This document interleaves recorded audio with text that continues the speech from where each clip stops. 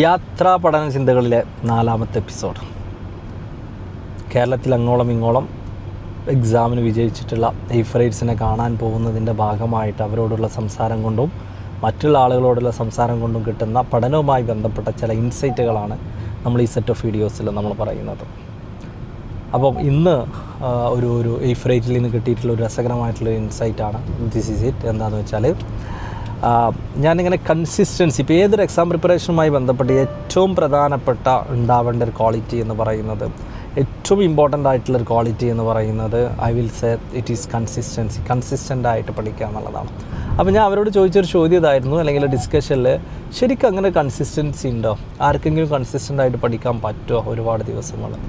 അപ്പോൾ അവർ പറഞ്ഞ ഒരു വളരെ എനിക്ക് ഇൻട്രസ്റ്റിംഗ് ആയിട്ട് തോട്ട്ഫുള്ളായിട്ട് തോന്നിയിട്ടുള്ള ഒരു ആസ്പെക്റ്റാണ് ഞാൻ നിങ്ങളോട് പറയുന്നത്. പ്രത്യേകം ശ്രദ്ധിക്കുക, ആ ഒരു ആസ്പെക്റ്റ് വളരെ ഇമ്പോർട്ടൻ്റ് ആണ്. ഇത് പറഞ്ഞിട്ടുള്ളത് ഒരു JRF ഫോൾഡറാണ്. ഓക്കെ, എയ്ഫറൈറ്റ് ആയിട്ടുള്ള ഹരിത എന്ന് പറയുന്ന നമ്മളൊരു JRF ഫോൾഡറാണ് ഇത് പറഞ്ഞിട്ടുള്ളത്. അപ്പോൾ ഇത്രയേ ഉള്ളൂ.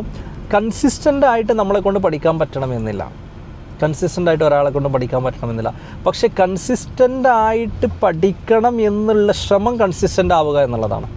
അതായത് കൺസിസ്റ്റൻസി എൻഷുർ ചെയ്യാനുള്ള ശ്രമത്തിനൊരു കൺസിസ്റ്റൻസി ഉണ്ടാവുക എന്ന് പറഞ്ഞാൽ എല്ലാ സമയവും ഞാൻ കൺസിസ്റ്റൻ്റായിട്ട് പഠിക്കാൻ ശ്രമിച്ചുകൊണ്ടിരിക്കും എന്നുള്ളതുണ്ടല്ലോ, ആ ഒരു കൺസിസ്റ്റൻസി നമുക്ക് ഉണ്ടാക്കാൻ പറ്റും. അതൊക്കെ വളരെ ഇൻട്രസ്റ്റിംഗ് ആയിട്ട് തോന്നിയിട്ടുള്ള ഒരു ആസ്പെക്റ്റാണ്.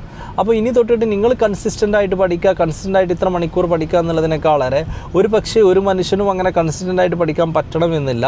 ഓക്കെ, അപ്പം ഡെഫിനറ്റ്ലി ചെറിയ ചില റെസ്റ്റുകൾ സംഭവങ്ങളൊക്കെ വരും. അതിനപ്പുറത്തേക്ക് പ്രിപ്പറേഷനെ ബാധിക്കുന്ന ചെറിയൊരു മടി തരത്തിലുള്ള ഇൻകൺസിസ്റ്റൻസി വരുമ്പം അത് വാട്ട് വി കൻ സേ വളരെ സീരിയസ് ആയിട്ടുള്ള ഒരു കൺസേൺ തന്നെയാണ്. അപ്പം നിങ്ങൾ മനസ്സിലാക്കേണ്ടത്, നിങ്ങൾ ഉറപ്പുവരുത്തേണ്ടത് ഏതൊരു സമയത്തും നിങ്ങൾ കൺസിസ്റ്റൻ്റ് ആവാൻ വേണ്ടിയിട്ടുള്ള ശ്രമങ്ങൾ നിങ്ങൾ തുടർന്നു കൊണ്ടേയിരിക്കുന്നുണ്ട് എന്നാണ് നിങ്ങൾ ഉറപ്പുവരുത്തേണ്ടത്. നിങ്ങൾ കൺസിസ്റ്റൻ്റ് ആവാൻ വേണ്ടിയിട്ട്, കൺസിസ്റ്റൻ്റായിട്ട് നിലനിൽക്കാൻ വേണ്ടിയിട്ടുള്ള ശ്രമങ്ങൾ നിങ്ങൾ തുടർന്നു കൊണ്ടേയിരിക്കുക. ആ ശ്രമങ്ങൾക്ക് കൺസിസ്റ്റൻസി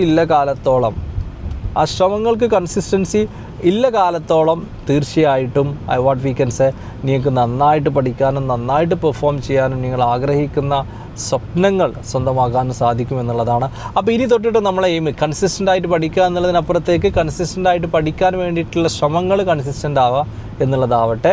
അപ്പോൾ എല്ലാവരും അടിപൊളിയായിട്ട് കൺസിസ്റ്റൻ്റായിട്ട് പഠിക്കുക, പരീക്ഷയ്ക്ക് ജയിക്കുക. എല്ലാവരോടും ഒരുപാട് സ്നേഹം, സന്തോഷം, പ്രാർത്ഥനകൾ.